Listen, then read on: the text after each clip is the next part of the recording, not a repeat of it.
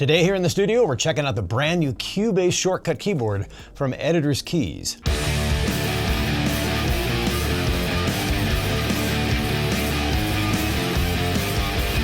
Hey guys, it's Steve from Featherlight Studio, and we just got in the brand new Cubase shortcut keyboard from Editor's Keys. Now these guys have been around for a while and they make lots of other DAW specific keyboards, so FL Studio and Bitwig and Studio One and Pro Tools, but this is the new and enhanced, refined version for Cubase. And we want to find out what it's like to work under real studio conditions with, and maybe more importantly also the build quality. Is it built well enough to actually stand up under studio conditions that are maybe a little less than ideal, and if they really do help speed up things like our workflow enhancements and make the overall job a little easier.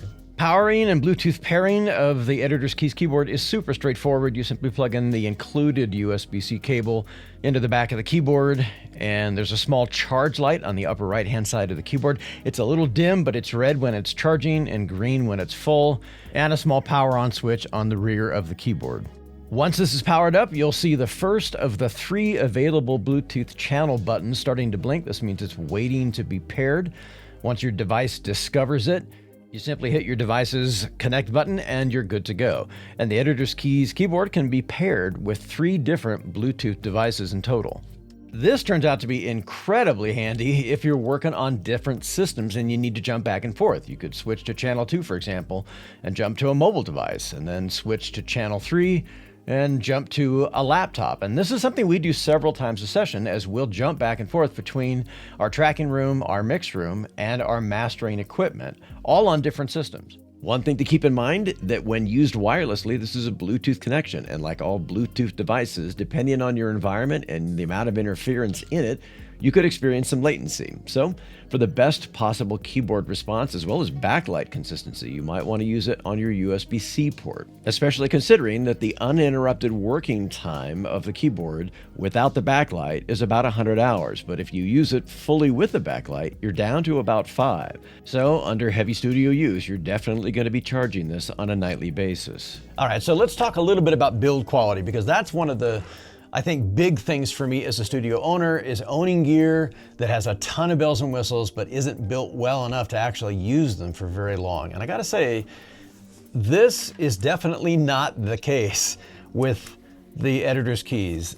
This is very well made. This feels very much like an Apple keyboard. There's an aluminum machined base. It's got very nice edge styling here. This is really well made. And it's beautiful. They've done a great job on this. And you know, when a company gets it right, you gotta give it to them. And these guys, you know, Editor's Keys really got this right.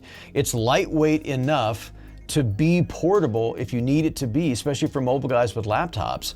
But it's stout and built sturdy enough to actually use under real studio conditions.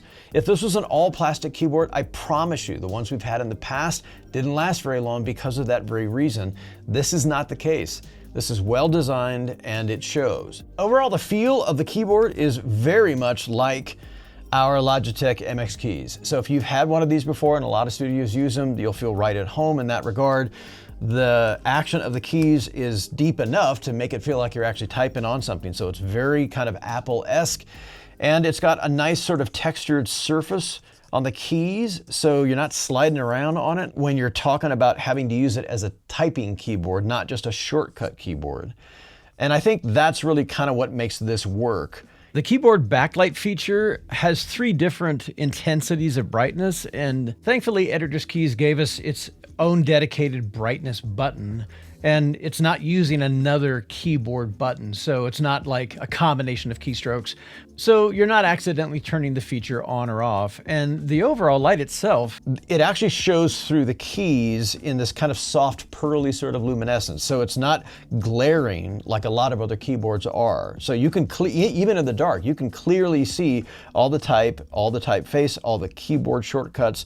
All of these are pretty well represented and you can clearly see them. And the blackout keys have white see-through, you know, where the light comes through the actual typeface. So you can see the space bar, you can see the cap locks, you know, the delete and the insert and the home buttons, all the things you need to do to get around on a regular keyboard and still use the keyboard shortcut key functions.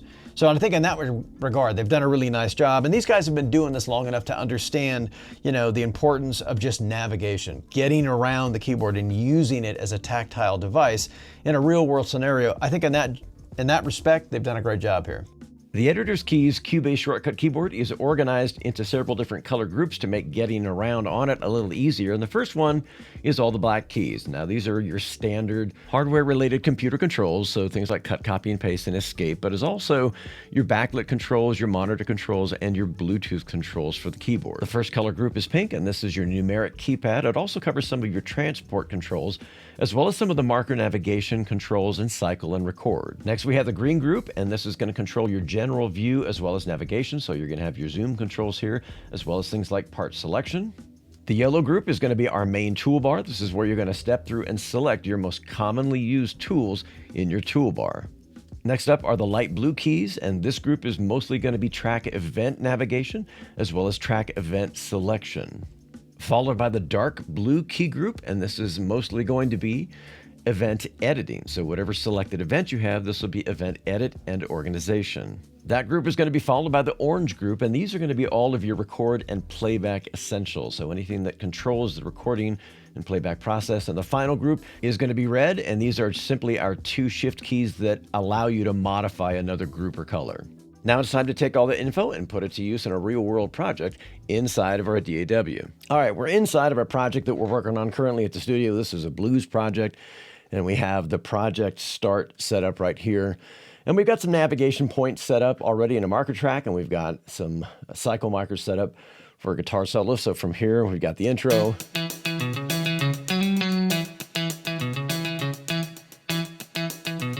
And we can jump to the band top. This is the top of the vocal verse. And then from here we can navigate down. We've got our mute and solo tracks. We can solo and mute the tracks from here. And this is typically how we work when we're just auditioning things. You ain't got to worry. I don't want to walk you home. And we jump to the top of the chorus. And once you move, I just want to watch you dance. And once you cruise at the top of the... I said you don't need to worry.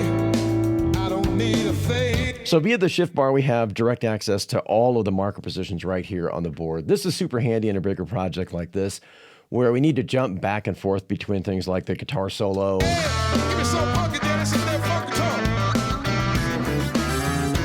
Top of the bridge.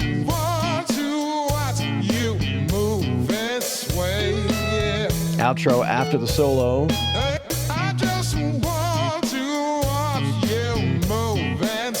And having them on a physical keyboard is a whole lot easier than having to jump around on a mouse, especially if your mouse is a trackpad. If you're working on a laptop, you know exactly what I mean. It's a pain in the butt. This is a lot faster. You can get it to all the marker positions here, like we talked about, and your cycle functions and things like that. So for example, here for our guitar solo, top of the guitar solo.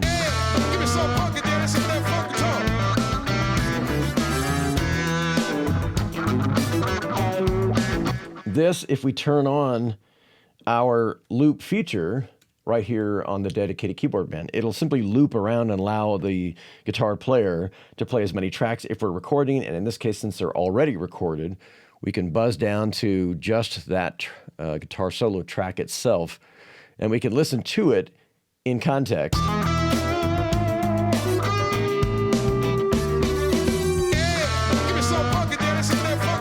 Even something as simple as auditioning the solo tracks. And we've got quite a few here to choose from, so we can step through here and see each one of these that are available. But even something that simple is a lot easier to do when you have a physical board to actually do it with. Not just the navigation part itself, but being able to zoom in and actually look at these in detail and then check them out while we play it back.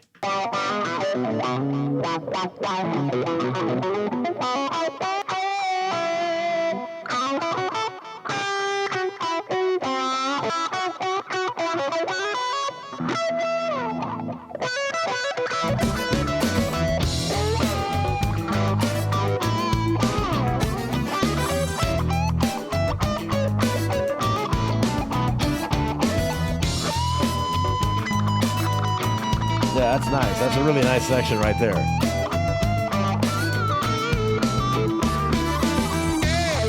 So he's got some really nice starts and stops in there, and this gives us a chance to really kind of map out what we're going to do with the solo. Some of these are actually great just as they sit right now, or we could really chop them up and get into some comping and things like that. But doing that makes this a whole lot faster, having it on a physical board and not having to jump around on a trackpad. One of the nicest things I think about the board is having access to your toolbar. So being able to step through each one of your tools without having to dig through it with a mouse or right click or any of that stuff just makes this process so much more immediate. And the ones that have more than one state, if you simply press on it more than once, it cycles through each one of the states instead of you having to right click on it, which is a pain if you're on a trackpad. And in this particular case here, we're doing some drum editing. So if we take a look at the drum part here and we open this up, this is a really good example of being able to really use that kind of on the fly. We'll listen to the drum part here. And the same things apply for solo and mute. So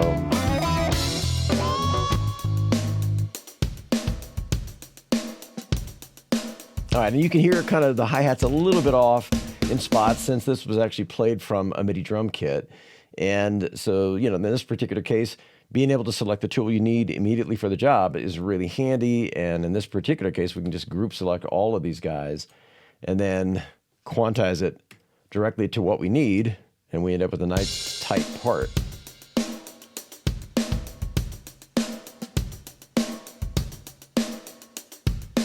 Yeah, much better. And again, this really all just kind of boils down to speeding up your workflow.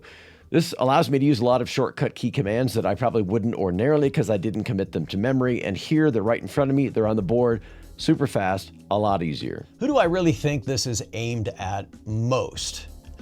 I think for anybody working off a laptop, without a doubt, I think this is the best editing solution you can get at the moment if you're working on any kind of mobile device like a laptop or iPad Air or anything like that, any of the Microsoft products.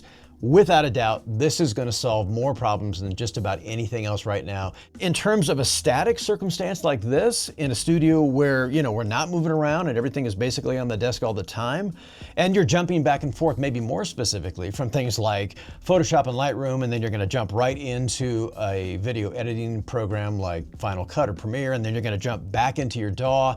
We do that several times an hour. And so, you know, when I think about this and I'm looking at these two and thinking, well, is this going to replace, you know, our trusty Logitech MX keys, which is really well made and I love working on this thing, but it weighs a ton. I don't think you have to. I think the best honest solution is this. Literally. This by far and away is the best solution, I think, for static studio owners like, you know, us here, where we jump back and forth between all those kinds of platforms, you know, in an hour. All right, so no product is perfect. Let's talk about some of the cons. We've already talked a little bit about the dim power light for the charge light.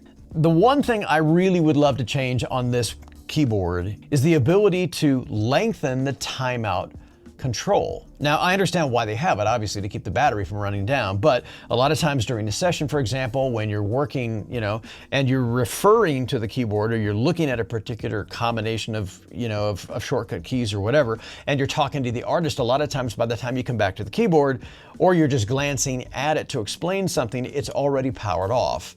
It hasn't powered off in the sense that it doesn't work as a keyboard, it's just the backlit part has powered down. All right, and then maybe the most obvious is that if I had my wish list, you know, it would be that every single key was its own LED where I could actually program the keys themselves with my own information. So I could actually, you know, use it for Cubase and then jump over to Logic and use that, and then jump over to Fruity Loops or jump over to Bigwig. I get the fact that that would, you know, skyrocket the cost of the keyboard and stuff. So that's definitely pie in the sky stuff. And I think that's really the only consideration is that when you're buying, you know, a dedicated shortcut keyboard, you're buying it specifically for the app you use the most. And in our case, without a doubt, it's Cubase. So, you know, we're not jumping back and forth between DAWs that dramatically. And if we did, we'd have those keyboards to match. And so I think Editor's Keys has done a nice job in balancing how much information they can put in, you know, on the keys themselves especially using standardized keyboard shortcuts that are built into Cubase. So as far as us, I think we're gonna see this in a lot of videos because it's gonna be sitting right here on the desk. This has actually ended up being an elegant and very robust, but very balanced solution to, I think, a pretty common problem where people don't want to go digging through a bunch of menus and stuff to, find the shortcut they need. It's all right here. It's elegantly backlit when you need it to be at just the right level. And honestly, for the most part, it solves, a ton of problems. And I think that's really all we really want from gear. It just needs to solve some problems. And this does that in a really balanced and elegant way. Hey, if you learned something more, if this was helpful in any way, please hit the subscription and notification bells. It really does help keep a channel like this growing, and it helps me make more videos like this. Stay safe and be creative. Add something creative to the world because it could really use it right now. Take care, you guys. We'll catch you in the next video.